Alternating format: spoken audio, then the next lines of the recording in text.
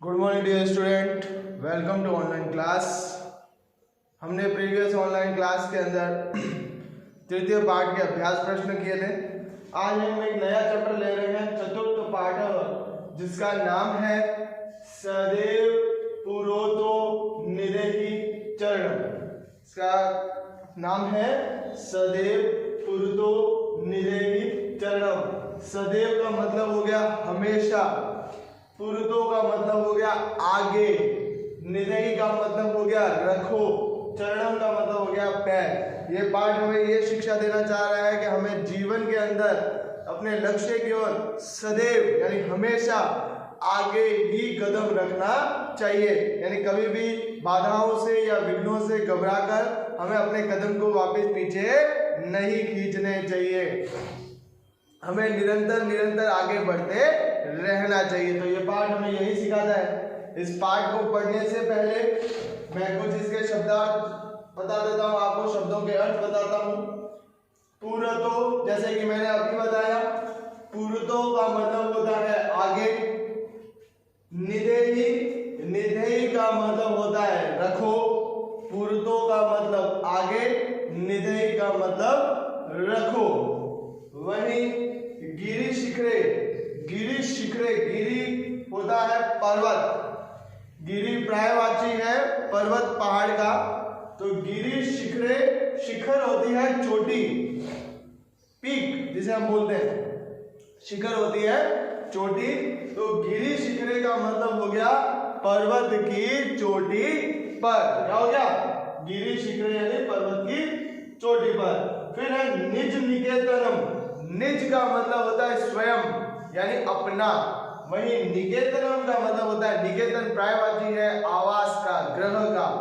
तो निज निकेतनम का मतलब हो गया अपना निवास, जहां पे हम वास करते हैं।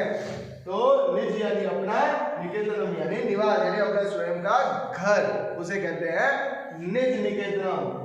फिर यहाँ पे शब्द आया है विनय। क्या आया है? विनय। ये संधि से बना है, विना धन एव, वृद्धि संधि। जब अ या आ के बाद ए या आई आ जाता है तो अ और आ के स्थान पर ऐ हो जाता है। तो विना धन एव इक्वल्स टू यानी बराबर विनय। अब क्या अर्थ होता है मैं बता रहा हूं, टुकड़े करते हैं पहले। विना का मतलब होता है बिना, विना का मतलब होता है बिना, और वहीं एव का मतलब होता है ही। विना का मतलब होता है बिना और एव का मतलब होता है ही। ये दोनों ही अवयव है।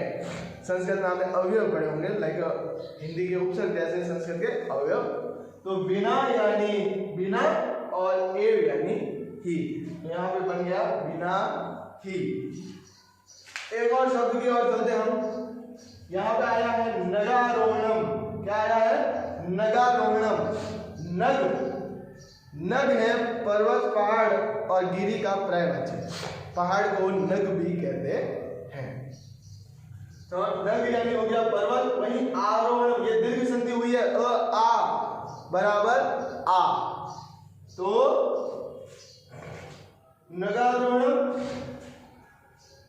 नग यानी पर्वत, और आरोहणम का मतलब होता है चढ़ना। तो इसका मतलब हो गया पर्वत पर चढ़ना। अब हम चलते हैं पाठ की ओर। इसको लिखा है श्रीधर भास्कर ने। इसके जो कवि है वो लिखा है श्रीधर भास्कर ने। श्रीधर भास्कर वर्णेकर द्वारा विरचित, यानी श्रीधर भास्कर वर्णनाकार है, कवि है, उनके द्वारा ये रचित प्रस्तुत गीत हम कविता के रूप में भी ले सकते हैं और गीत के रूप में भी ले सकते हैं। प्रस्तुत गीत में चुनौतियों को स्वीकार करते हुए, यानी हमें चुनौतियों को स्वीकार करना है, चुनौतियों से घबराकर या डर कर हमें पीछे नहीं हटना है, चुनौतियों का डटकर सामना कर हमें सदैव आगे ही आगे बढ़ते रहना चाहिए। करते हुए आगे बढ़ने का हमें आह्वान किया है। आह्वान का मतलब पुकारा है, आह्वान का मतलब पुकारा है। हमें आगे बढ़ते रहने के लिए हमें वो प्रेरणा कर रही है। इसके प्रेरणा राष्ट्रवादी कवि है। इसके जो प्रेरणाकार है, जो हमें इंस्पिरेशंस दे रहे हैं, वो एक राष्ट्रवादी कवि है। इस गीत के द्वारा उन्होंने जागरण तथा कर्मठता का संदेश दिया है। इन्होंने इस गीत के माध्यम से हमें जो है जागरण यानी जागृत रहने का तथा कर्तव्यनिष्ठ रहने का हमें आह्वान किया है। डियर स्टूडेंट, आज आपका काम रहेगा कि आपको ये जो गीत है वो अपनी नोटबुक में नोट डाउन करनी है। हम नेक्स्ट ऑनलाइन क्लास में इसको पढ़ेंगे। तब तक stay home, stay safe. Thank you.